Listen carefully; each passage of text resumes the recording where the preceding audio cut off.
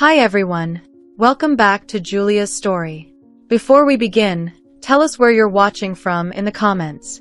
If you enjoy this video, don't forget to hit like and subscribe. Sit back, relax, and let's get into the story. The agency office smelled like eucalyptus and a printer that had not slept. Papers waited in tidy stacks, each sheet an instruction for how not to lose yourself. I sat with a pen that felt heavier than it looked and wrote my name over and over until it felt like a rail I could hold. Mara Linden. The letters lined up as if they trusted one another. A woman in a navy dress explained the clauses in a voice that did not waste air. I would be a gestational carrier, not a genetic parent.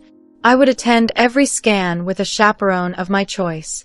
No late-night visits from the intended parents unless a doctor called it urgent. No gifts that felt like claims. If grief walked into the room, it would be named and paid for in therapy, not favors. Guardrails, she said, tracing her pen along the bolded lines. I nodded and signed where she touched. They arrived together for the meeting that decides whether people can share a year of breath without bruising it.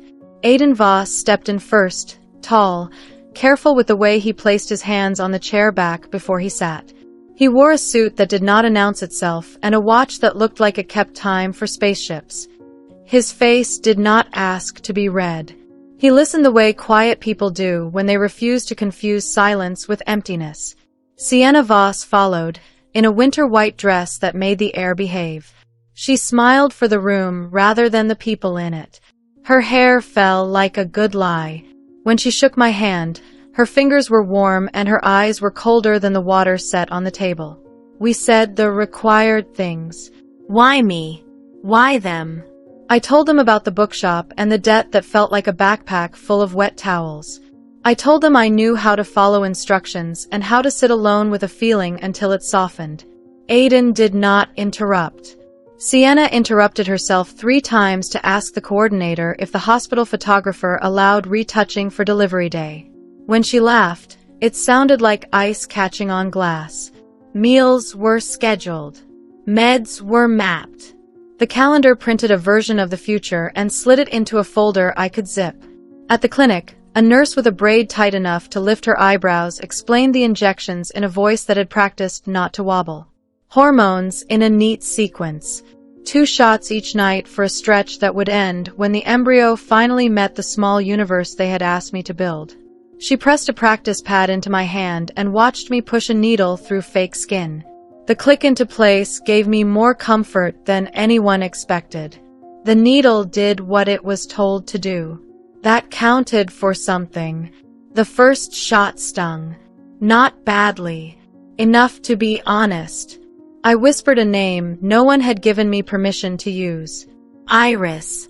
I did not own her and would never pretend to. But a person needs a word for the hope she carries, and hope wears better when it fits in a mouth. Iris traveled with me on the bus to work. Iris listened to the audiobook of an old novel while I shelved returns. Iris sat at the kitchen table while I learned to tape a cotton ball into place with one hand and a strip of skin still warming from the sting. The clinic waited with cool light and the controlled hush of a chapel built for hands. Dr. Luca Morel moved through it with the confidence of a man who had learned to make miracles look like math. His voice was low and measured, a metronome that helped nervous people pretend their bodies could keep time. He spoke to me like a colleague rather than a container, and for 3 minutes I liked him without conditions. Then Sienna walked in late, breathless but not tired, and the way his eyes widened for her arrived a second sooner than the smile he offered me. It was small. It was enough to file away with the other details that might become important later. The shade of lipstick she wore matched the red on his tie. The nurse at the door opened her mouth to say something and closed it before the sound found a shape. At the transfer, the room did its choreography. Aiden sat by the window, too tense to pretend he was not, hands tucked under his thighs like a man trying to keep himself from reaching. Sienna checked her reflection in the monitor while pretending to check the monitor. Dr. Luca narrated each step like the voice on a museum headset. There is the catheter. There is the warm saline. There is the delicate draw of a future passed through a slim glass straw. He asked the embryologist for the label, and the embryologist read it in a flat tone that showed respect for how little drama a label deserves. Vas embryo, date, stage, status. The V on the petri dish marker flared with ink that had not dried evenly. The cap on the pen lay without its clip. A nurse reached to steady the dish without making a story of it. It was a moment that wanted to be nothing. The skin between my shoulder blades tightened as if it had read a different line. The ultrasound screen bloomed with white. A tiny flash. A seed taken up by soil. Aiden sucked in a breath and kept it like a man learning he can hold water in his hands without drowning. Sienna pressed her fingertips to her collarbone in a gesture that would photograph well. Dr. Luca smiled like a person who had built a bridge that would hold. The nurse covered me with a warm blanket and asked if the pillow was too much. I told her I was fine. The room knew that fine was not a medical term and let me be it anyway. Afterward, in the recovery alcove that pretended to be a living room, Sienna leaned close and called me brave. It landed like a compliment gift wrapped around a claim. I nodded without taking the ribbon. Aiden brought a paper sack with ginger tea and a small banana bread square that he had clearly been told to buy. He set it on the tray and stepped back and kept his hands visible, a courtesy that made my ribs loosen. On the ride home, I watched people press their foreheads to the bus windows and leave rectangles of fog. I pressed mine to the glass too and thought of Iris choosing whether to stick. A kid across the aisle ate chips one by one and did not take his eyes off his game. I remembered to take the evening shot, and the bruise rose in a neat crescent that would fade before it mattered. Days turned into marks on a calendar like a ladder drawn in pencil on a wall. I learned that nausea can be both a wave and a hum. I learned to sleep with one arm over my belly like a guard who knows the shift will last until morning. I learned the sound Aiden makes when he relaxes, a tiny exhale that could be mistaken for a laugh if you were not paying attention. I learned the sound Sienna makes when a camera is near, the way her vowels stretch as if they need to catch up to themselves. At the 12-week scan, the tech turned up the volume and the room filled with a small horse canter. Iris chased herself across the screen, a bright comma with a mission. Aiden's eyes went raw for a second, and then he smoothed them into a line that read prepared. Sienna snapped 3 pictures and edited them before she stood up from the chair. When the tech left for the typed report, Sienna asked which brand of newborn onesies photographs best. Aiden asked if I needed more time lying down. I asked for water. He answered. She did not hear me. In the hallway, I paused to adjust my scarf and the staff door swung in before it fully clicked. Voices slipped through the space where would meet's frame. One was Dr. Luca, lowered to a register meant for one person. The other was Sienna, laughter softened to keep it from knocking against the wall. I could not make out words. I did not need to. The tone knew its own address. My name sounded on a chart down the hall. A nurse rolled a cart into my alcove and I stepped forward to be where the file said I was supposed to be. That night I lay in the quiet apartment and listened to the radiator tick the way lists do when they are done with us. I drew Iris in the condensation of my glass and watched the shape slide down. I read the contract again, the lines that said intent governs, the ones that said my role ends at a door called birth. It did not feel like an ending yet. It felt like a person walking toward a house with many rooms and only one light on. I was careful with the word mother in my head. I was careful with my phone face down. I was careful with hope. At 16 weeks, the clinic called to move an appointment. The assistant on the line sounded new. She stumbled over a phrase, regrouped, and read the script slower. I wrote the new date on the calendar and then did the thing I had trained myself not to do. I sat very still and listened for a reason in her mistake. She had said donor by habit and then swallowed it and said intended instead. It could have meant nothing. It could have meant that someone else had called earlier about a different file. It could also have meant that the room I thought I knew had a door I had not seen yet. I pressed my palm to my belly and felt a flutter like a book page turning itself without a hand. Iris said nothing. Of course she did. She was busy. The refrigerator hummed. The radiator ticked. The city below my window breathed in its sleep. 2 hours later, while I stood in the bookshop sorting returns, a man I did not know stepped in out of the rain and asked for a title he could not name.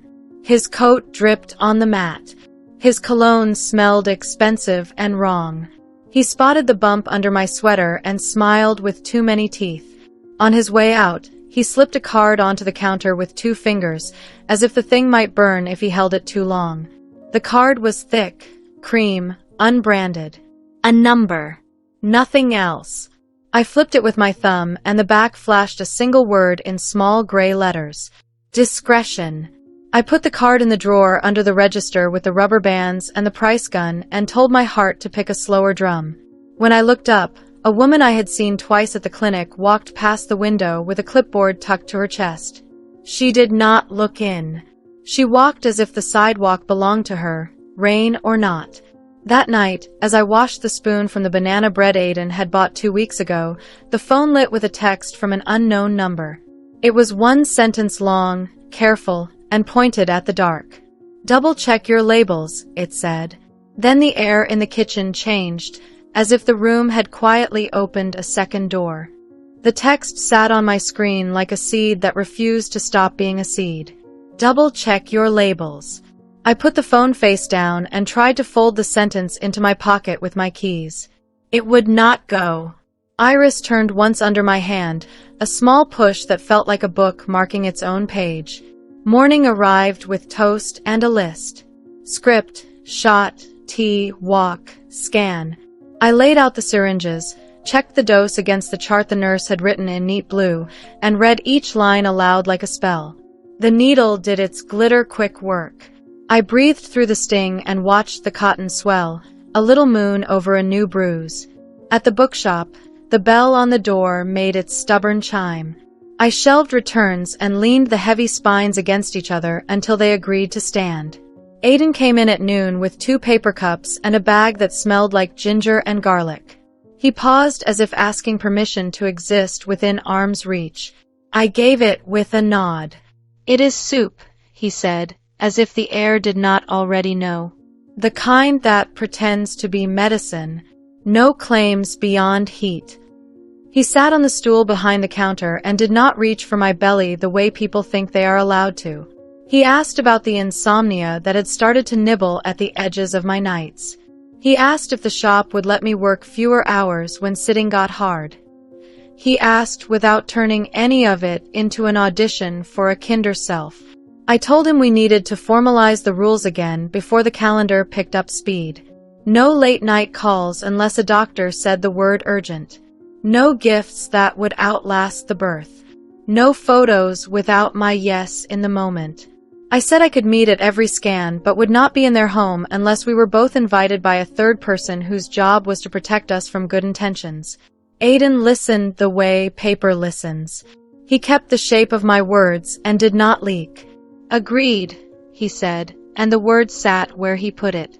He slid an envelope across the counter without drama. Inside was a small card with a number that would ring one phone only. He said it would be on until Iris arrived and he would answer it even in elevators.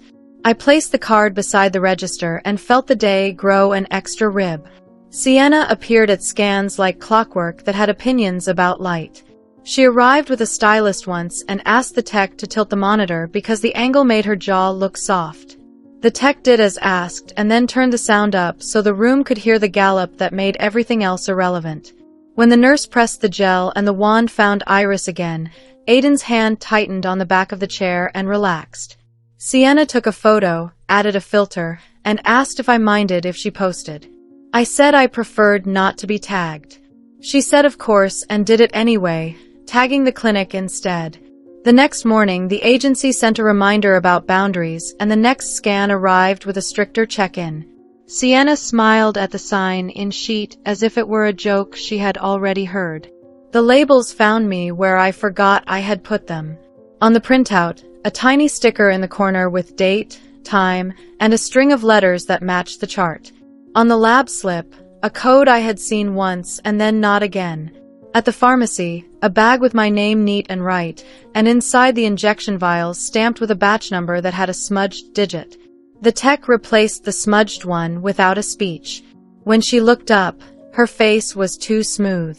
I filed the smoothness beside the card that had promised discretion, and the voice on the phone who had sounded like a person trying not to be brave. At 18 weeks my body turned into a weather vane. I could predict a storm by the way my wrists felt. Iris learned to hiccup and did it with indignation, quick tiny jolts that made me laugh in checkout lines. I bought 3 pairs of plain cotton socks and a dress that did not pretend it was not a tent.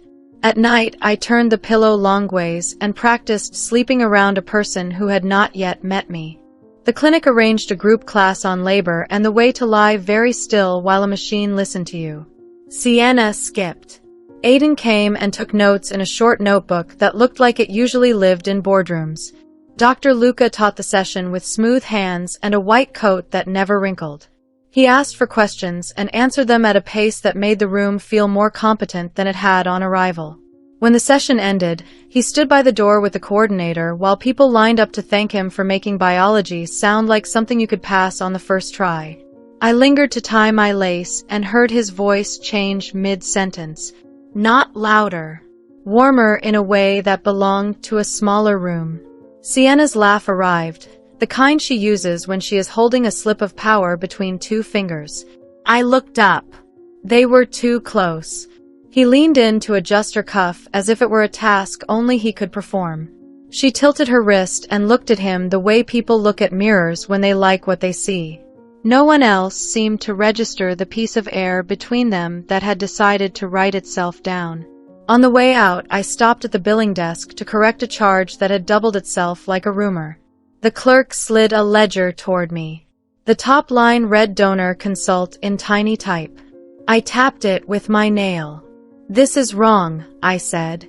She paled, crossed it out, wrote intended parent meeting instead, and stamped the change with more force than a piece of paper requires.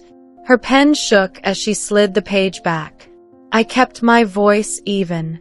Thank you, I said, and left the wrong word behind me where it could not climb onto my back. Aiden started sending grocery deliveries to the shop instead of my apartment because he understood how much I hated the feeling of being watched through a peephole. The bags had simple things. Oranges. Oats. A small carton of chicken broth in case the nausea showed up uninvited. He wrote no notes. The driver never waited for a signature. The kindness landed and then got out of the way. At home, I kept the phone face down until Iris rolled hard enough to demand I put it up and pay attention. I practiced the little ritual that would get me through the last third of this agreement. 3 breaths. A sip of water. A list read out loud. The list had 5 lines. Sleep. Eat. Walk. Needle. Write. The writing was for Iris. Short notes on the backs of receipts that said things like you had hiccups while the bus was stuck in traffic and you calmed down when I sang off key. When the notes reached 20, I put them in a box and stopped trying to count them. At 21 weeks, Sienna scheduled a photo shoot in a white studio where the light came from a window as big as a garage door. She wore a silk dress and pretended to be the moon. I wore my own clothes and stood where the photographer told me to. He asked me to hold my belly and look down at it like a prayer. I did not. I looked at the lens like a person at work. Halfway through, he leaned over to the assistant and whispered the word mother the way people whisper a name that belongs to a different room. The assistant looked at me and then at Sienna and then at the floor. When it was over, Sienna kissed the air near my cheek and left to catch a dinner reservation. Aiden put a box of granola bars in my bag and asked if I had enough bus fare home. That night I stood under the shower and felt the water pull the day off in thin sheets. I drew Iris again in the steam and watched her slide. The text pulsed at the edge of memory. Double check your labels. I checked the printouts stacked on the counter. The sticker in the corner had the date, ultrasound machine number, and a code. 2 scans had the same code. The third, from last week, had a different one with the last 2 digits reversed. The image itself looked the same. Heart bright. Spine like pearls. but the code sang at a slightly different pitch. I took all three to the desk and placed them side by side like a puzzle. I told myself it was nothing. A misprint. A lazy copy. A tech who reached for the wrong roll of stickers. The air in the room did not agree or disagree. It only waited. The next morning, the agency sent out an email about a new protocol for verification at transfer, and I felt a cold line move along my spine in the exact shape of a pen stroke. I wrote back asking if the protocol had been in place on my day. A coordinator answered with a sentence that sounded like it had been run through a filter for soothing. "Yes, Mara, the process is the same," she wrote. "We triple-check every label." At noon, the man with the expensive and wrong cologne stood across the street from the bookshop, pretending to think about umbrellas. He did not come in. He lifted a hand in a gesture that lived somewhere between greeting and warning, and then he walked away into a rain that had just begun. I watched him go and reached for the ginger candy Aiden had left at the shop 2 days ago. The wrapper crinkled. Iris turned. Somewhere in a building with white halls, a printer woke up and fed a page through itself that no one would want to own. In the space between my breaths, a glass truth started to learn the shape of its own crack. Labor began the way a thunderstorm begins, first with a change in the air that only animals and women notice. An ache walked a slow circle at the base of my spine. Iris pressed low, then low again, as if tapping a door and waiting to see who answered. I sat on the edge of the bed and timed the space between the taps with the second hand on the kitchen clock. 5 minutes, then 4, then a number that felt too small to ignore. The ride to the hospital turned the city into one long breath. Streetlights stitched a gold seam down the windshield. The driver kept the radio low and his hands steady. I pressed my palm to the hard circle under my ribs and spoke to Iris without sound. "We are almost there. Wait for the light." Triage was everything and nothing. Bright, then dim. Voices practiced at calm. A band snapped around my wrist with my name and a code. The nurse with a serious braid appeared like a memory and squeezed my shoulder with a quiet that traveled straight into my bones. The room they wheeled me into had a window that caught the blue edge of dawn. Machines settled themselves. The monitor learned my rhythm and decided not to panic. When the next wave climbed, I breathed to the top of it and slid back down like a person who remembers water. Aiden arrived with his tie in his pocket and his jaw unclenched by will. He set a paper bag on the tray. The smell of ginger braided with antiseptic and clean sheets. He kept to the side where my eyes could find him and his hands could find nothing they were not meant to touch. Sienna arrived as if the room were expecting a guest of honor. White sweater, high-gloss lip, a smile ready for the thought of a camera. She kissed the air near my forehead and told me I was glowing. I was sweating. We let the sentence be wrong. Dr. Luca drifted in on quiet shoes, coat crisp, voice even. He checked the monitors and nodded as if the graph had confirmed something he already knew. He spoke in the cadence of a lullaby designed by engineers. "Everything is on track." He turned to the nurse for a chart and she handed it to him with a face I could not read. On the cover, the sticker in the corner had my code, the date, the machine number. I tried not to count the digits. I had sworn not to be a detective today. Time lost its edges. A contraction stacked on another and made a wall.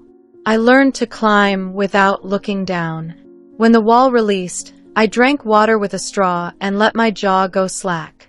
Aiden matched his breath to mine in a whisper.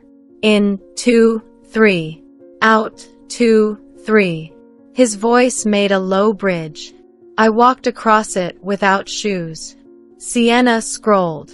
Every now and then she looked up and smiled at a point near my shoulder. The midwife checked progress and said the word that makes rooms straighten. Close. A nurse dimmed the lights. The corridor outside hushed as if the hallway knew to bow. Aiden set the paper bag aside and wiped my forehead with a cloth that had learned to be cool. I closed my eyes and saw the bookshop, the stacks leaning into each other, the bell that rang even when you did not touch it. I saw the notes I had written Iris on the backs of receipts. I felt her hiccup. I felt her stop hiccuping because she had other work to do. When it was time, the room got smaller. The midwife's hands were a map. The nurse with the braid was an anchor. Someone adjusted the bed. The world turned into a 10-count that lasted forever and also a minute. I pushed and swore and remembered to breathe. Sienna stepped back an inch so her shoes would not find the line between clean and sterile. Aiden stood steady, his palm open where I could see it, not offering, just being there in case I reached. The last wave broke. The sound Iris made was older than language and newer than morning. A thin wail that scratched the ceiling and landed on my chest. Warm weight. Wet hair. A heartbeat against a heartbeat that had been her room. I looked at her eyes and saw a color that had not chosen itself yet. I counted fingers. I did not count anything else. The midwife gave us a single minute that felt like a decade edited down to its best part. Then the nurse lifted Iris to the warmer and the room took over, exact and kind. Aiden laughed once, a sound that startled even him. Sienna moved closer to the bassinet than to the bed, playing host to a future. Dr. Luca announced numbers that meant healthy and wrote them where they would become law. Aiden asked if I wanted the window shade up. I said yes. Dawn tipped a line of pink on the glass. The river below the hospital turned silver. The city woke without fanfare. The nurse swaddled Iris with a skill that made me love her. She placed the small bundle in Sienna's arms and adjusted the edge of the blanket until the pose would look like care. Sienna smiled down at the round face and then up at the gap where a lens might be. The smile did not change shape. The nurse brought Iris back for another minute with me. The weight settled.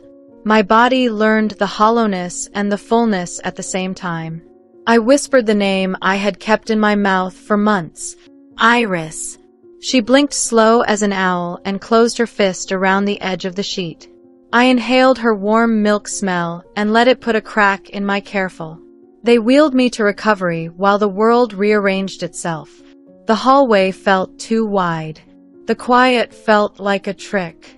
The midwife squeezed my foot through the blanket and told me I had done the work.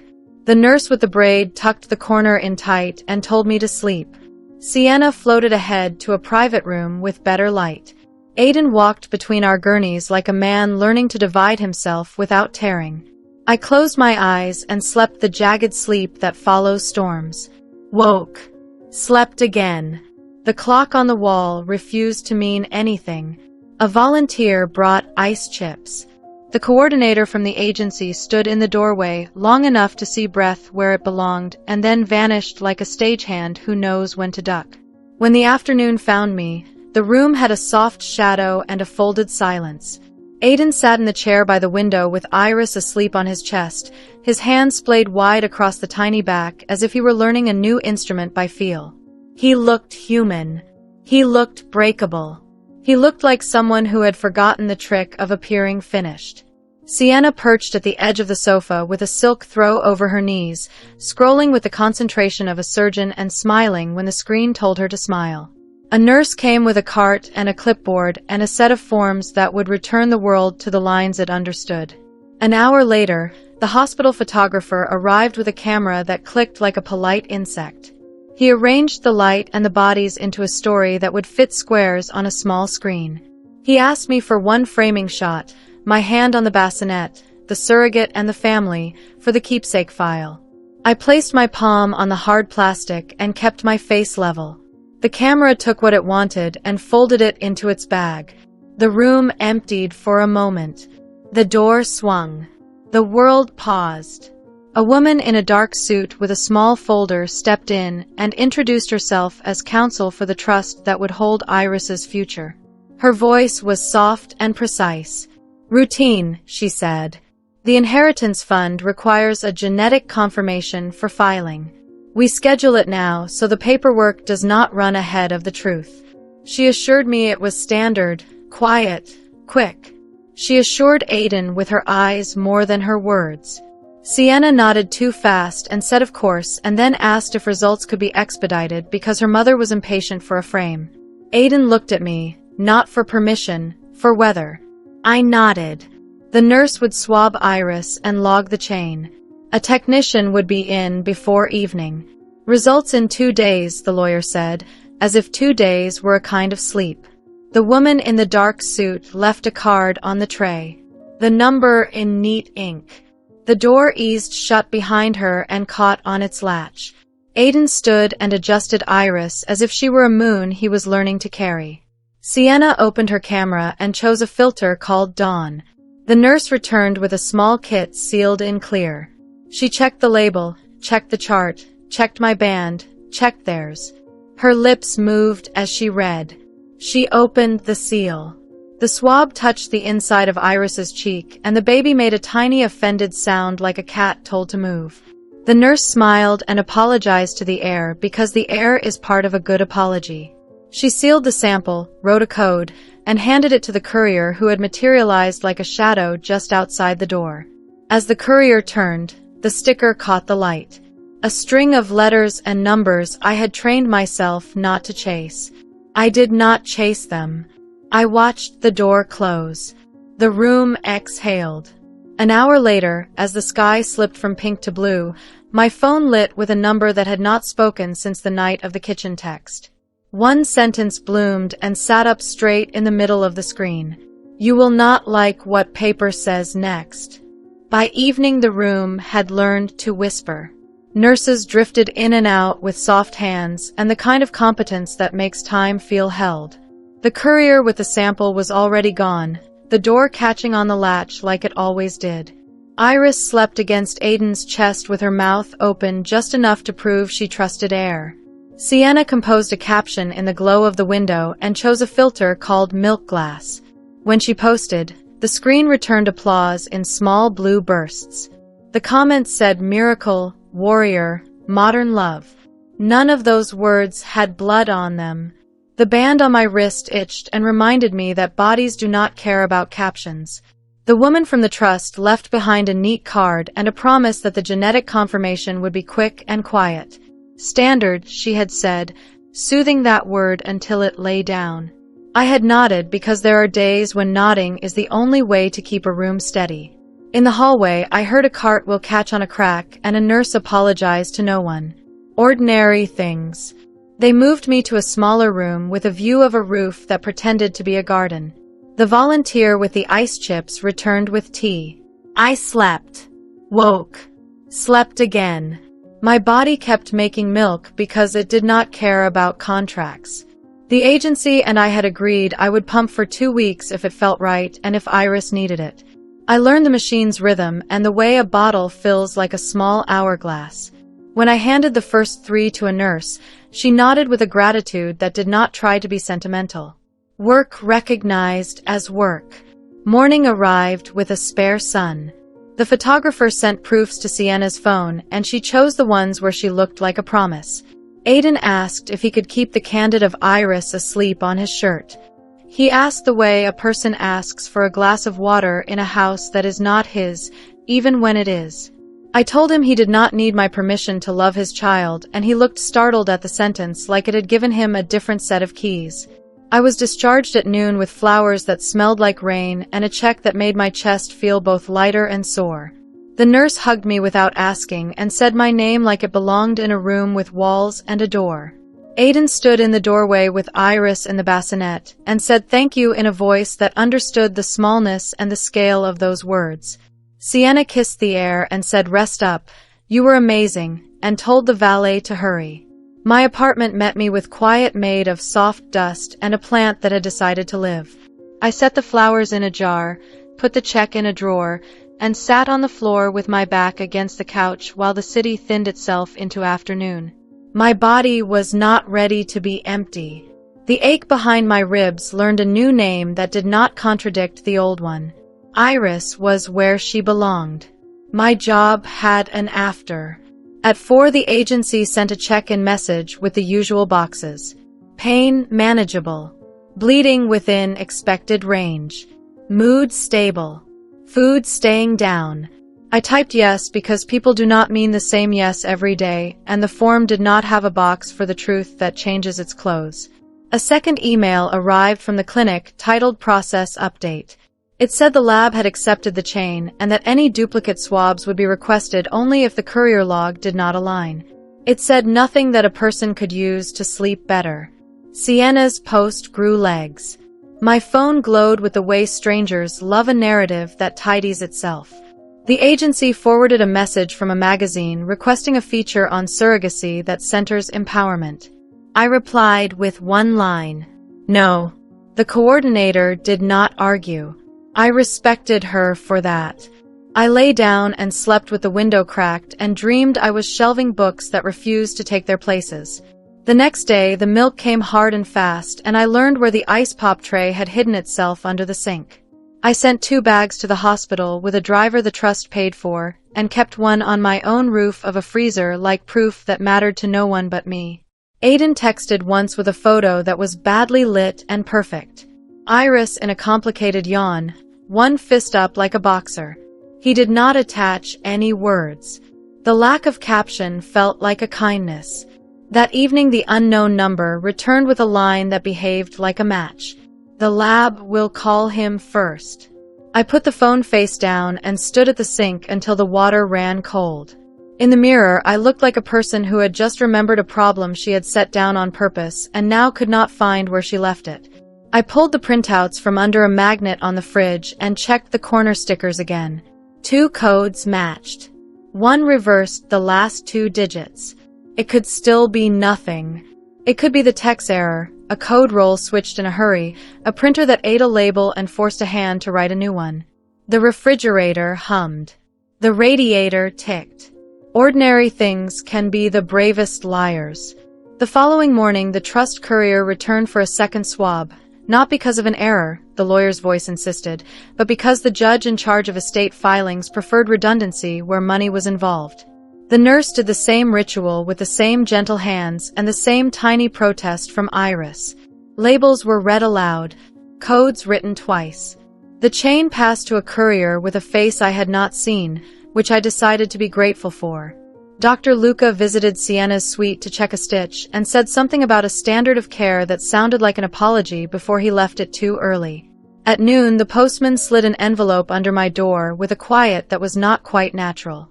Inside was a single photocopy of a requisition form with a hand-drawn arrow pointing to the line marked Father and a short note written in block letters without a signature. Ask who filled this box. I took a photo of the form and sent it to Nora at the agency with a neutral caption. Is this yours? She wrote back in under a minute. No.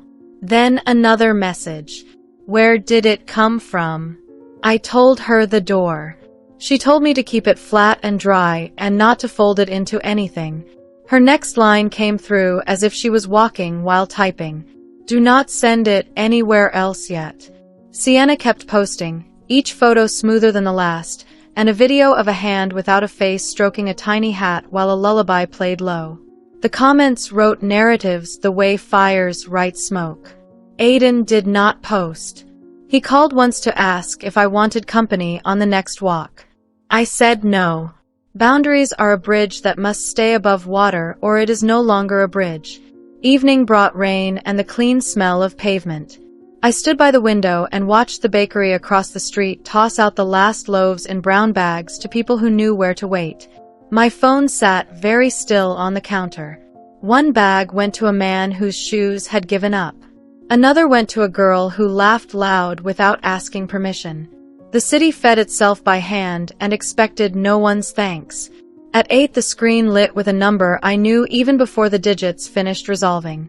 Aiden. The ring found my throat before it found my hand. I let it vibrate once more so I would not speak fast. Then I swiped and put the phone to my ear. He did not say hello. He did not say my name.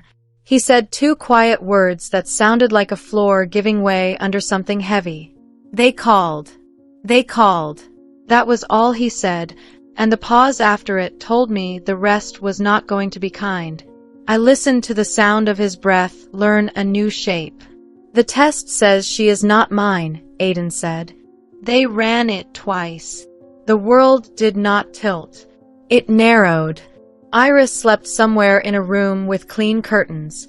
My window held the glow of the bakery sign. A car rolled through a puddle in the street and made a sound like a sigh learning manners. The trust wants a duplicate from a second lab, he went on. Sienna says contamination. The lawyer says unlikely. They are sending another kit. I heard paper being folded. He was holding something to keep his hands steady. I wanted to tell him to sit. I wanted to tell him to stand. I said nothing. The silence between us did not feel empty. It felt like a room with both of us in it, trying not to knock anything over. After we hung up, he sent a photo because his mind still knew how to be a father. Iris in a zip-up with small stars, mouth open in a newborn O. The caption was the absence of a caption. I pressed my thumb to the glass and then put the phone face down so I would not press my face there too. By morning, the second courier had come and gone. The lab called him again at noon. The answer was the same. The trust lawyer kept her voice steady while she moved the next pieces. Sienna released a story about a clerical error and used a photograph where her cheekbones looked like a decision. Comments gathered under it like birds waiting for crumbs. People who liked neatness wrote hope in small letters. People who liked drama wrote theory in long ones. At 2, the unknown number lit my screen. A single sentence. Back lot behind the clinic in 1 hour. The door to the service elevator. Alone. I stood in the aisle at the bookshop and watched dust float in the shaft of sun that always finds the philosophy shelf. I told the assistant I had an errand for the agency. She nodded and handed me a banana without saying a word. The clinic's back lot smelled like bleach and rain. A woman in scrubs waited in the shadow of the service elevator, hood up, eyes bare. I knew her face from a reflection caught in too many monitor screens. Her badge now lay in her pocket instead of on her chest. When she spoke, her voice came out quiet and fast, the sound of a truth that wanted to run before it could be stopped. The dish brought to your transfer was not the one that left the vault, she said. I watched the embryologist argue with a label that did not match. Dr. Luca told her to proceed. He said the tags were doubled and the list in his hand was correct. She checked twice. He put his palm over the dish. I let the words go through me and not lodge. Shock is a sticky thing.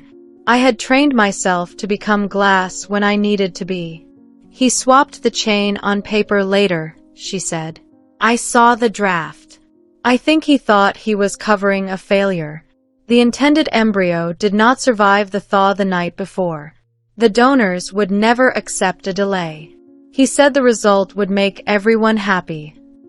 Whose is she? I asked, and my voice startled me with how calm it sounded. Sienna's egg, she said. Not his sperm. The elevator blinked and hummed behind her like an animal holding its breath. She handed me a cheap phone in a plastic case. On the screen, photos scrolled in her camera roll. A requisition form. A line for father filled by a hand I did not know. A chain log with a timestamp that ghosted over itself. A blurry capture of Luca's tie on a night the clinic had closed early and reopened for someone the public would call important. A text thread from a number saved as Silver. Meet after the gala. We can fix this. He cannot know. The other man, she said, softer. Not a stranger. He has been around long enough to act like a shadow. I do not have his name. I have a number. It lives under an alias in her phone. The clinic will bury anything that looks like a trail. They already pulled half the records out of the drive and called it maintenance. A car door slammed on the other side of the wall and we flinched the same way. She shoved the phone into my hand. Copy what you can and get rid of it, she said. If they find out I spoke, I lose the only way I know to pay rent. If the court asks, I will come. But I gave this to you first because paper needs time to grow teeth. I airdropped the images to my line and watched the file count tick up. She took the phone back and slipped it into her scrub pocket like a lighter. She kept talking without moving her mouth. "He is not patient," she said. "If the story refuses to hold, he will try to rip the page. Do not answer doors you do not expect. Do not meet in parking garages. Use the agency before you use your courage." She walked away as if she had not said anything that mattered. The service elevator doors slid open, empty and polite. I stood there with rain lifting from the asphalt and the thin thud of my own heart in my ears. By late afternoon, the clinic issued a statement about trust and standards and a commitment to excellence. You could hear the lawyers in every syllable. The agency called and spoke carefully around their outrage. The trust's lawyer moved like weather. She filed for a temporary hold on anything the clinic wanted to ruin and hired an auditor who did not give interviews. Aiden did not call again. When we did speak, it was 2 lines at a time. Iris slept. Iris sneezed. The filings were in motion. The bottles were washed. Simple things that keep people from floating away. Sienna tried to stop the river with a photo of a bouquet and a caption about a sisterhood of women who support women. The comments did not clap on cue. A rumor found its legs and ran 2 blocks ahead. The man from the roof photo, the one whose hand had hovered at the edge of her frame, became a silhouette people swore they recognized. The city played guess at names the way it always does when it wants to punish a woman without asking which one. I closed the app and wrote Iris another note on the back of a receipt. Today you slept with your mouth open and looked like a small cat in sun. Night laid a hand on the building and pressed. The radiator ticked like a metronome with a new instruction. When the knock came, it was the polite kind that expects a handle to turn. I went still. The peephole showed nothing. The hall light had gone out again and made a cave out of the landing. My phone vibrated once on the counter.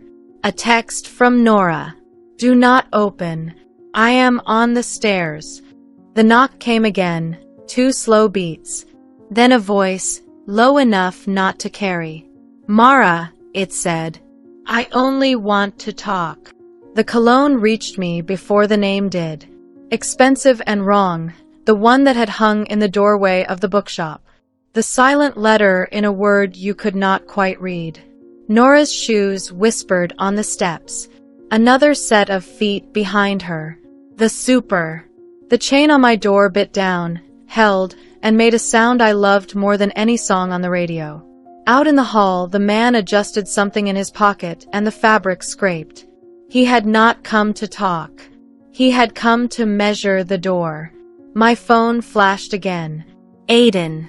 1 line. The lab shared the full file. The swap is on paper. The handle turned hard and stopped at the chain.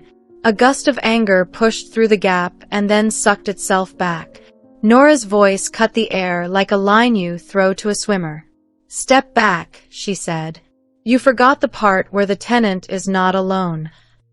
There was a breath. A retreat. Shoes on stairs that no longer trusted themselves. The cologne thinned into the hall and slipped under the door like a coward. Nora knocked once in our code. 3 soft taps. The super spoke my name, and I heard the key ring clink against his palm like bells on a small animal. I slid the chain free and opened to the edge the way you learn to do when your life needs both caution and air. "Get your bag," Nora said. "We are not staying here tonight. The lawyer wants us in a known place before the press learns your floor." I packed without ceremony. 2 shirts. The thick socks. The folder with the prints and the form that had landed under my door. I tucked Iris's notes into the side pocket and took the extra charger because the world gets louder when batteries decide to be dramatic.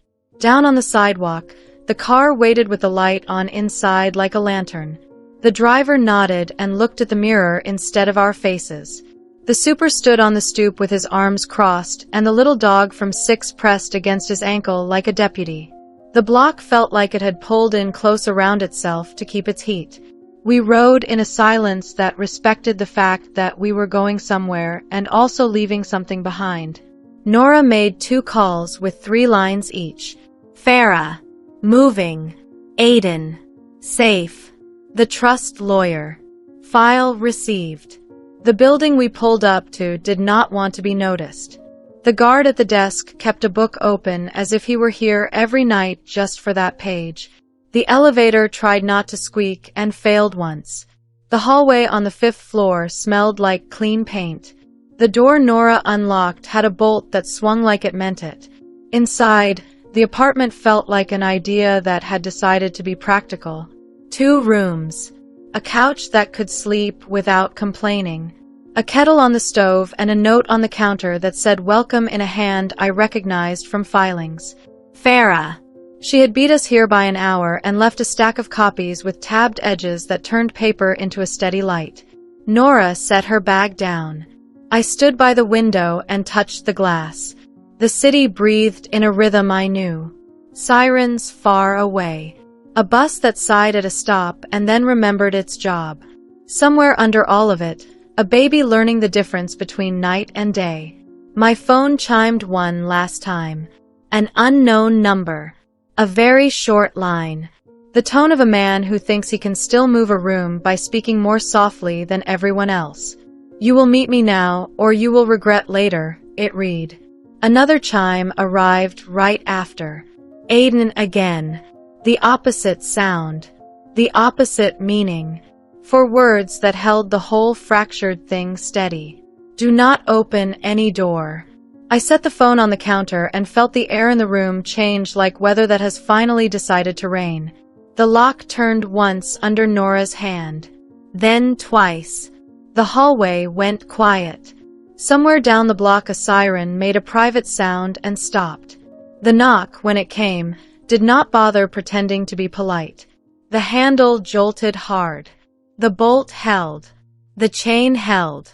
The wood shook like a heart and steadied. Nora looked at me and shook her head once.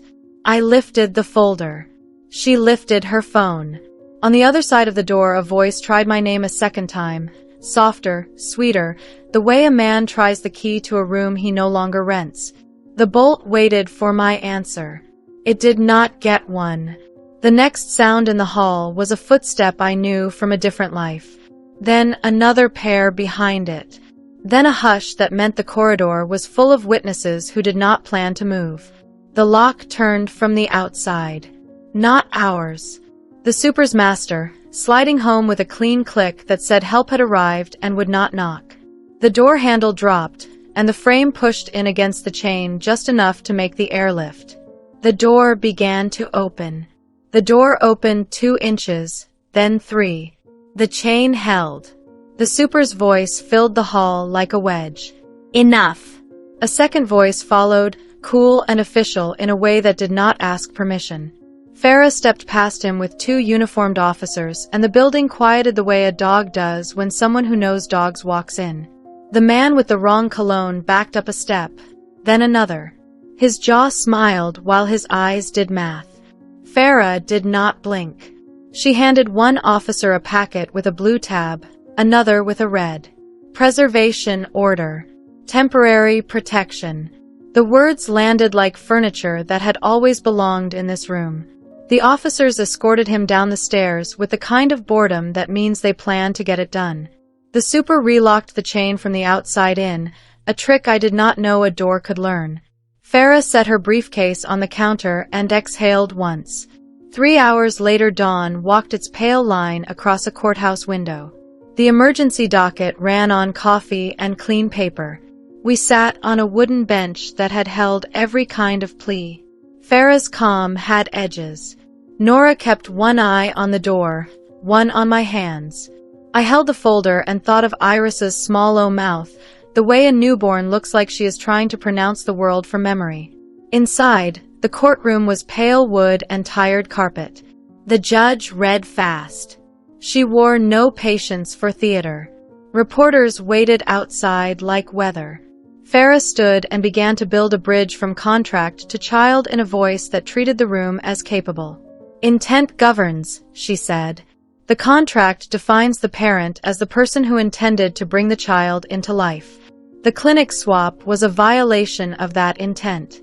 The best interest standard is not a slogan. It is a lens. Through that lens, Mr. Voss has acted as the only consistent parent since labor. Mrs. Voss appears to have negotiated in bad faith while maintaining a public narrative that conflicts with documents. The clinic's director supervised a chain break and performed a cover on paper. We seek a guardian to represent the infant's interests, a freeze on any clinic records, an injunction against destruction, and temporary custody to Mr. Voss while the court decides the merits. She laid the proof down without heat. Photos of practice sheets. The requisition line where the father box had been filled by the wrong hand. A timestamp that ghosted over itself. The audit trail from the vault. The doubled labels. The notes I wrote on the backs of receipts were not evidence and still sat heavy in my pocket like a small fire. Sienna's lawyer tried to pull the day back toward performance. She said the word clerical until the room forgot what it meant. She called the swap a glitch and the affair a rumor and my body a vessel, as if that would make me less human. The judge raised a hand and silence arrived the way a curtain drops. The clinic's counsel stood with a polished apology and a commitment to standards. He spoke the way a man speaks when he is paid to make broken things sound like weather. Farah waited, then asked for the names of the embryologist and the tech who had signed the chain log. He said there was a process.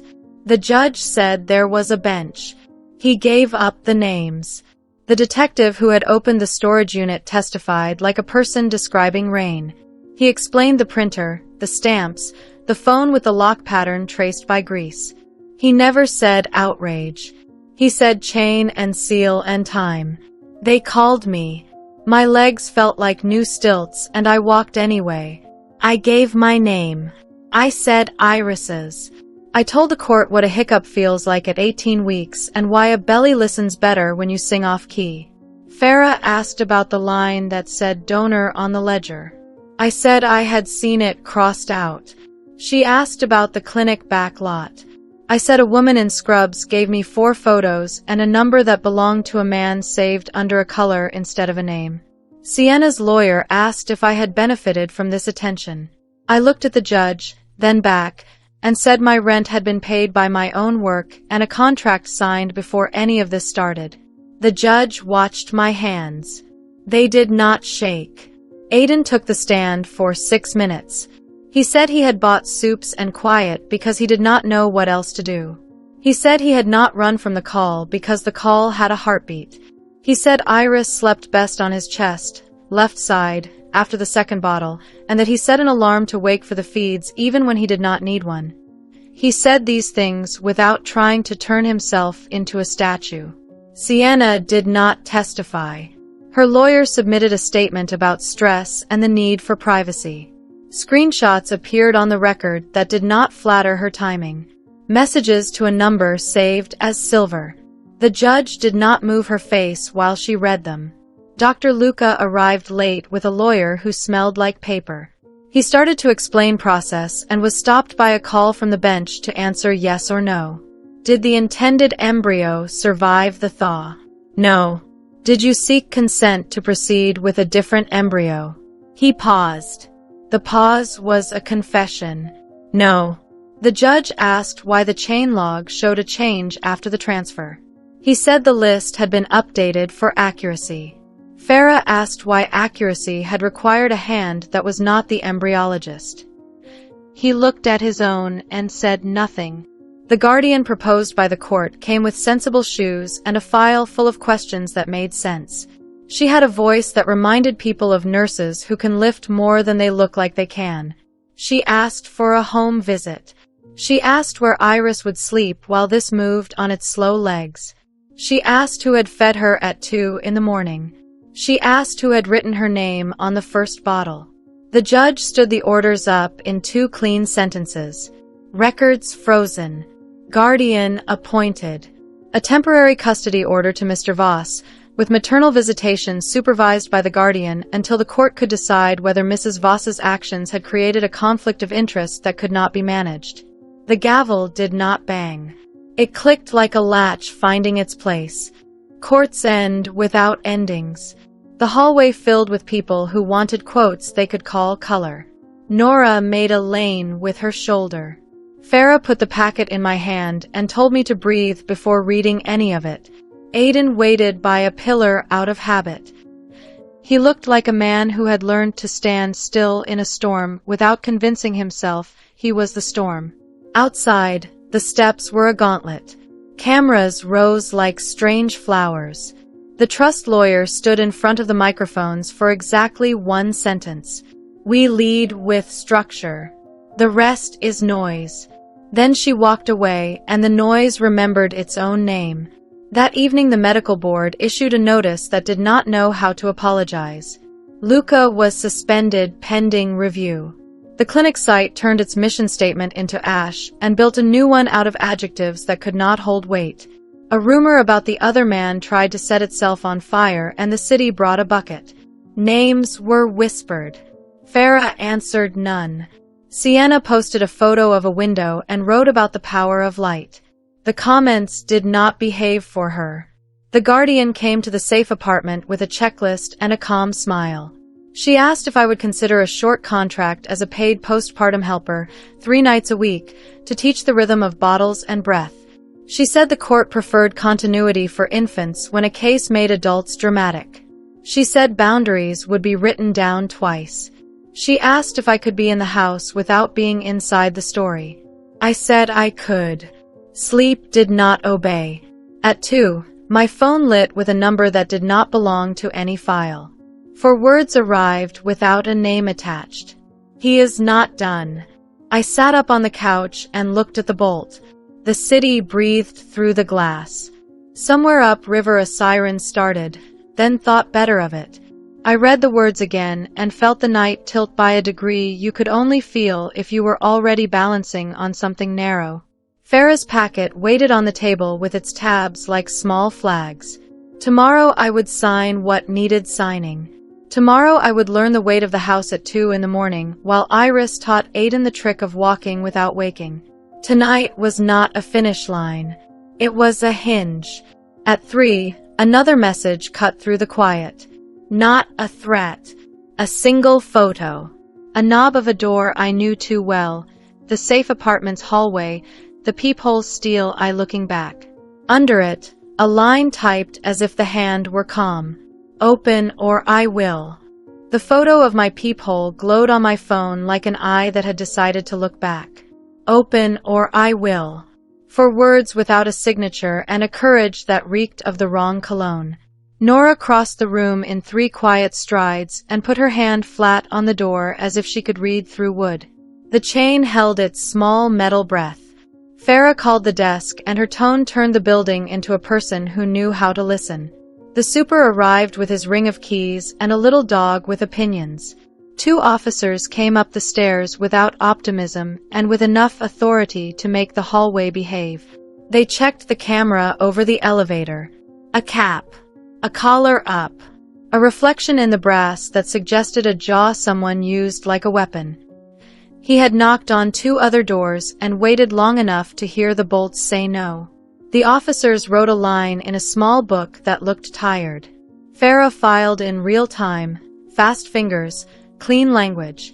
By midnight, a judge had approved a temporary order with enough teeth to feel like a mouth. It would keep him off our floor and off my day unless he planned to argue with people in uniform. We slept a narrow sleep and woke before the alarm. The city lifted itself on the bones of trucks and bread and buses. Farah's call came at 9. The guardian had signed the agreement for postpartum help. 3 nights a week. Clear boundaries. Written twice. I would teach bottles and burping and the rhythm of a small person who does not care about press releases. I would not live there. I would not stay past sunrise. I would keep the door to the nursery at my back and my name at my own address. A black car met me on a street where the trees tried on green. The driver said my name without stress. Aiden's house sat back from the street as if the block had agreed to make space for his caution. It had the careful quiet of a place that had been decorated by someone who knew money but not sound. The bell did not chime when we pressed it. The door opened with a soft release. Inside, The rooms felt staged and a little embarrassed. White walls. A couch that had never learned to exhale. A kitchen that held knives like art. Aiden stood by the island with a dish towel in his hands, as if he had been caught doing something useful, and was trying to remember how to look like the kind of man who always had. He wore a plain shirt, sleeves rolled, a face that had forgotten how to finish a sentence. "Welcome," he said, and it sounded like an apology for every room that had not been won. The Guardian did the tour that turns a house into a plan. Bottles sterilized. Formula measured. Milk from my freezer deliveries labeled with times that mattered. A drawer for pump parts. A basket for burp cloths. A list on the fridge in big type that said feed, burp, change, rest, repeat. She placed a small camera on a shelf in the nursery and tilted it so it would watch without becoming a character. She made Aiden recite the pediatrician's number as if it were a prayer. She put my contract on the counter and tapped the line about a guest room with a door that locks. I signed. He signed. She nodded and left, leaving the air steadier than she had found it. Iris slept in the bassinet with her mouth open enough to make a small O. Aiden stood over her with a hand hovered, not touching, ready to be told what to do. The house listened. We began. 10 at night.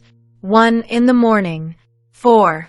Bottles warmed to the edge of comfort. Test drops on the inside of my wrist. Iris's swallow, fast and greedy, then slow and thoughtful like she was remembering a song.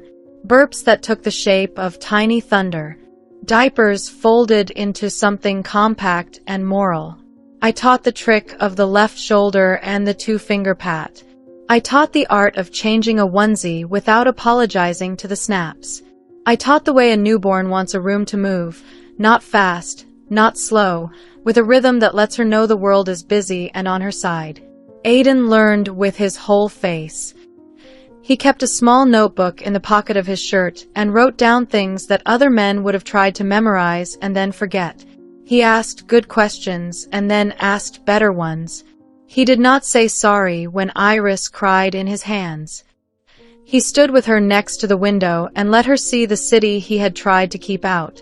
He talked to her about streetlights and buses and the way fog sits on the river when the hot meets the cold. She ignored him and slept. He did not take it personally. At 2, we walked the hallway. He paced 3 steps, turned, paced 3 back. He was careful not to crowd me. He was careful not to treat me like furniture. The house made new sounds. Floorboards figured out which of us they trusted. The heating system cleared its throat twice and then decided not to introduce itself again. A clock that had been a design choice tried to learn time. On the second night, Sienna arrived for a supervised visit with a scarf that glowed and a face that had read a page of instructions and decided laws were for other people. The Guardian waited on the porch like a lighthouse. She walked Sienna through the rules as if they were a recipe and not a wall. No cameras. No posts. No introductions to anyone not on the list. Sienna smiled like a woman being shown to a table she had not reserved and drifted inside with her hand on the banister as if it had been placed for her. In the nursery, she bent over the bassinet and arranged her face to match what the moment demanded. She stroked Iris's hat and whispered a sentence designed to sound like a vow to the room and like a warning to me. The scarf left a trace of cologne that did not belong to her on the edge of the blanket. The Guardian noticed. She marked it in a small book that was not for show. When Sienna tried to pick the baby up without checking the clip, the Guardian cleared her throat. When Sienna tried to take a photo of a foot, the Guardian said the word no and let silence sit on top of it until even the carpet agreed. Sienna left with a smile that had lost its leash. On the porch, she checked her phone and laughed once, sharp, at something on the screen that none of us got to see. Nora texted me at midnight with a line that turned a door in my mind. The number saved as silver pinged on a tower near the clinic the night the chain broke. The same number pinged on my block an hour before the photo of the peephole. A plate reader caught a sedan with tinted windows creeping past Aiden's address just after dawn. Farah sent a second message. Do not open to anyone without a name. The order now has longer legs. The third night, Iris fussed with a kind of determination that made the hallway echo. Aiden tried 3 holds and a song that sounded like a conference call. I took her and hummed off key, and she mastered her own breath in the space between my shoulder blade and my hairline. We stood by the window and watched the city speak in lights. He stood on the far side with a mug he was too tired to drink from and told me a truth he did not need to tell. I bought this house because it came with silence, he said. I did not notice that silence can be cruel. Houses need jobs, I said. Tonight this one learned how to hold a cry. He looked at the bassinet and then at me. He did not step closer. He did not perform. After all of this, he said, I do not know what comes next. I only know what a bottle weighs at 2 in the morning. That is enough for now, I said, and turned Iris into a slow circle so sleep could find her. The house learned to be lived in. A rug slid an inch and decided to stay. A lamp found the right what. The fridge started to sound like a person who whispers because a baby sleeps in the next room. The security panel blinked green and then steadied. The guard on the corner started to nod when the car slowed. The neighbor with the old dog began to time his passes with our feeds. The world made room for a small person who considered herself the center because biology had told her she was. Between feeds, documents moved like weather fronts. The audit wrapped its arms around the vault and did not let go. The lab director signed a declaration that came with the smell of fear. An email surfaced with a subject line that read "Fix before anyone knows." Farah's voice on the phone took on the slow joy of a person who has caught a river and convinced it to walk. The Guardian filed a report that read like proof instead of opinion. Sienna's interview on a morning show wilted in the comments because facts do not care about soft lighting. At 3 in the morning on the 4th night, the motion sensor over the back stairs woke up. A light on the panel blinked the way a heartbeat does when it remembers it has work. The camera in the nursery sent a quiet chime to Aiden's phone, and his face changed shape mid-breath. He put the bottle down and stepped into the hall. I set Iris against my chest and stood where the doorway could hold my shoulder blades. The air smelled like rain and a memory I did not want back. Nora had installed a small screen on the counter that showed 4 squares of night. Front walk, back door, side gate, nursery, muted now that I was in it. On the back door square, a slice of darkness cut darker and then lightened, the shadow of a figure testing a latch that should have been too clean to argue with. The sensor pinged again, hopeful and polite. The latch clicked once, soft, as if someone on the other side had tried charm before force. The wrong cologne crawled under the gap like a rumor with lungs. Aiden moved like a person who had decided to be slow without being meek. He stepped into the kitchen and picked up the phone. He did not call me. He called the guard on the corner and said a sentence that had learned to be useful. Back door. Motion. Stay on the line. The guard said he was already looking. A second square on the screen filled with a shoulder in a rain jacket and a flashlight held low. On the nursery monitor, Iris blinked, undecided about another cry. I slid a hand over her back and found the pace that tells the body the world is boring and safe. My eyes did not leave the screen. The figure outside shifted to the side and a hand came into view, bare, long knuckles, a ring that wanted you to notice it. The guard's flashlight found the hand and met it with a circle of white. The hand snatched back. Metal scraped. A curse learned the language of glass.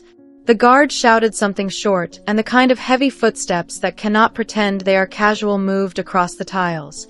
The sensor pinged the side gate. The figure cut through the camera's edge and went over the fence with the speed of someone who had trained for this exact exit. The guard followed. Not far, not slow. Tires turned on wet road.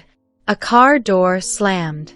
A horn somewhere let off a single lesson. Silence tried to be brave and failed. It left a taste in my mouth like old batteries. Aiden's jaw worked once and then steadied. He did not come into the nursery. He did not take Iris from me. He stood in the doorway as if he were a hinge and the house was the door.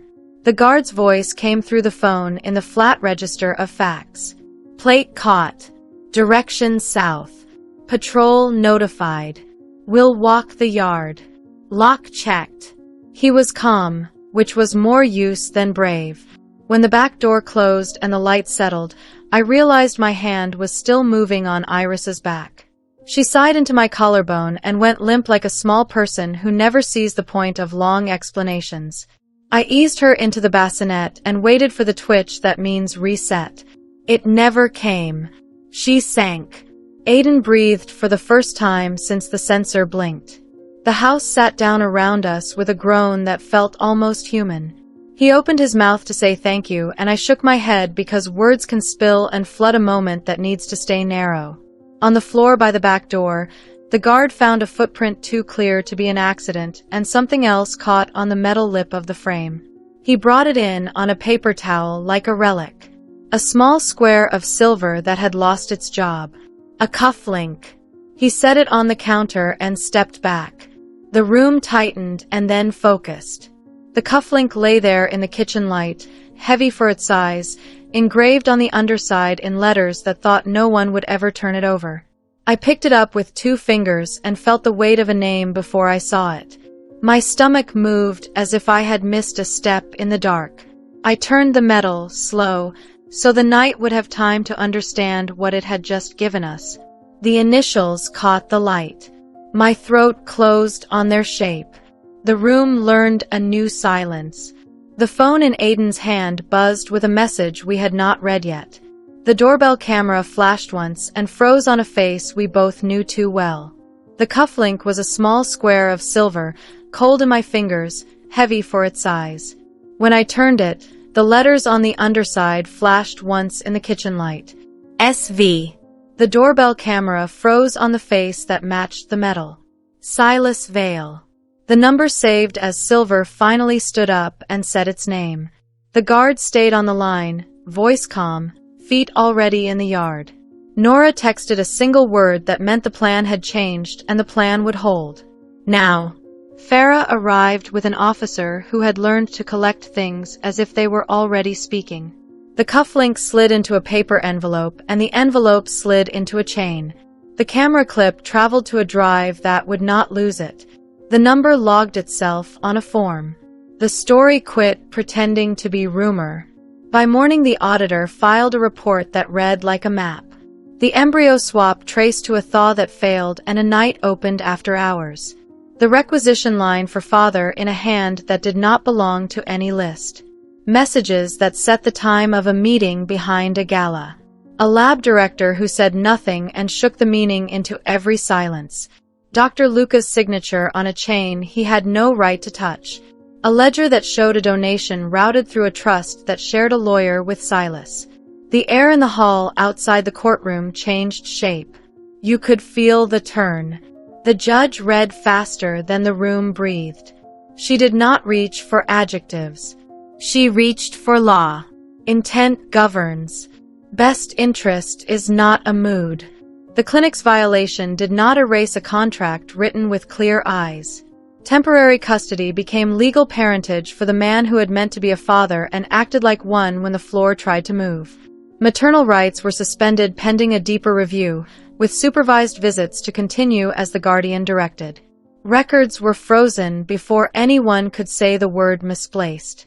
The medical board moved its box over Luca's name, and the district attorney wrote a line no one there would forget. Referral for charges. Interference. Fraud. The judge set down her pen, and the sound was not loud.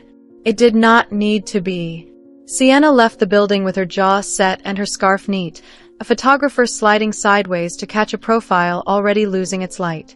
Silas did not come through the front. He left cuff links the way careless men leave footprints. His plate number joined his initials in a file that had learned how to be careful. My phone vibrated once in my pocket. Nora. Safe to go. Nights in Aiden's house kept their pace. 10, 1, 4. Bottles measured, warmed, tipped. Iris learned to smile without warning, a quick flare that made the hallway brighter for 3 full breaths. Aiden's notes filled with small sentences. Left shoulder works. Window reflection calms. 2 songs help, neither in tune. He slept when I told him to and did not apologize for waking up grateful. I went home at sunrise, the city soft as bread, the safe apartment key warm in my palm. The plant on the sill threw a new leaf like a flag. I answered the reading room message about a schedule with a yes and a promise to return on Thursday.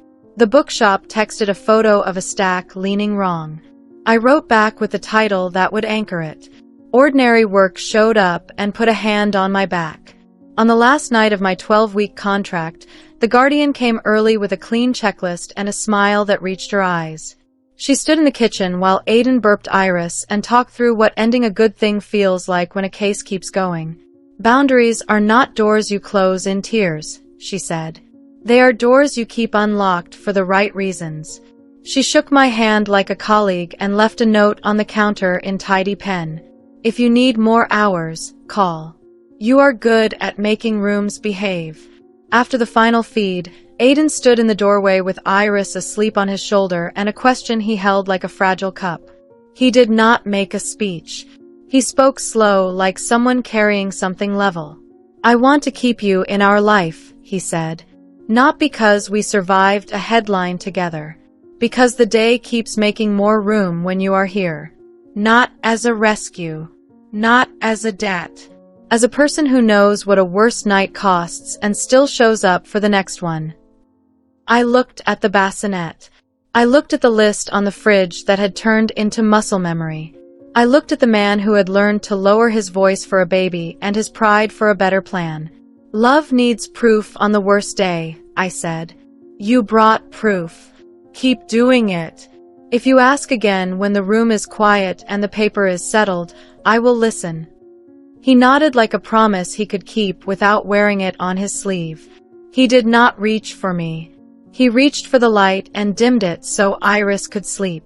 The house understood its job and held the quiet.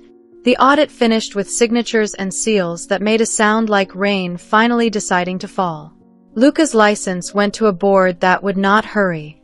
Silas found himself called with his full name by people who did not care how much his wrist cost. Sienna's interview on a late show tried to turn the river back.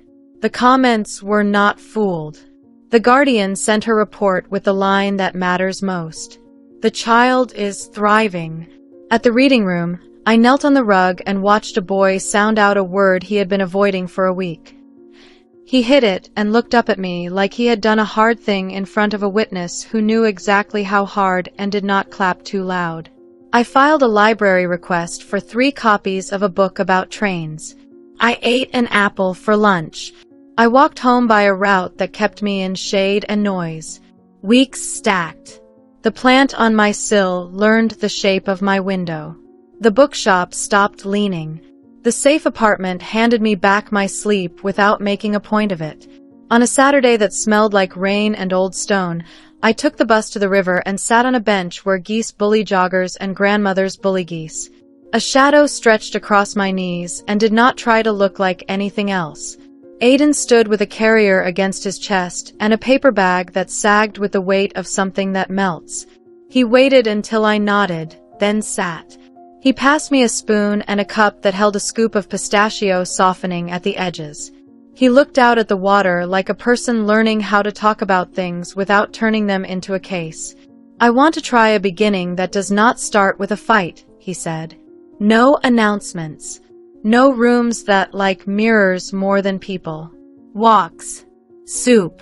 The kind of days that get stacked into something you can lean on. I thought about the night the back door clicked and the guard's flashlight found a ring. I thought about the courtroom where a judge used the smallest number of words to make a life bigger. I thought about Iris's warm weight and the sound she makes when a bottle hits the right angle. I thought about the sentence he had chosen when the house wanted to spin. Do not open any door. After I clock out, I said. After bedtime. After the laundry comes off the radiator and the socks get paired. If the day keeps making room, I will meet you there. He nodded. He did not ask for more than the shape of that answer. We ate the last of the pistachio before it could turn into sugar water. The geese made their opinions known. The city breathed. On the walk back, we passed a woman with a stroller who looked like she had not put the map together yet. Iris fussed and then stopped when the light through the trees made a slow pattern on the carrier. Aiden adjusted the strap with the hand that has learned a new job. I tucked the paper bag into a bin and let my fingers find the key in my pocket that still surprised me by being mine. At the corner, he paused the way decent men do when they are trying to learn the difference between stepping back and walking beside. I chose for us and took the lane where the sidewalk dips and the bakery smell pulls at your sleeve. He kept pace. The baby exhaled a soft sound like a truce. The river kept its own time. The court kept its calendar. The house learned another good night. Somewhere a cufflink sat in an evidence drawer and did not shine. I moved forward one step and then another, the way you do when the ground is steady enough to trust and the door you are heading toward already knows your name.